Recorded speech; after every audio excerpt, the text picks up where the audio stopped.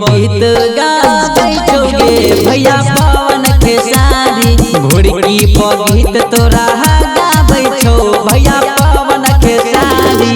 Radha recording studio संत कबीर चौक सत्तो।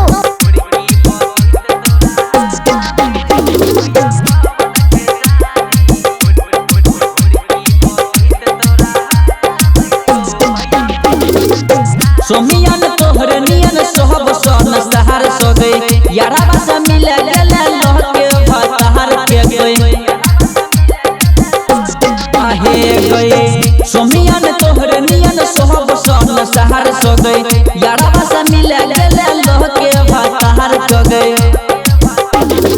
जहला तो पहले तोरा हालन कौगे तब गुरु के बानी भोड़की गीत गाबै छोगे भैया पवन खेसारी भोड़की गीत तोरा गाबै छौ भैया पवन खेसारी। राधा रिकॉर्डिंग स्टूडियो संत कबीर चौक सत्तो।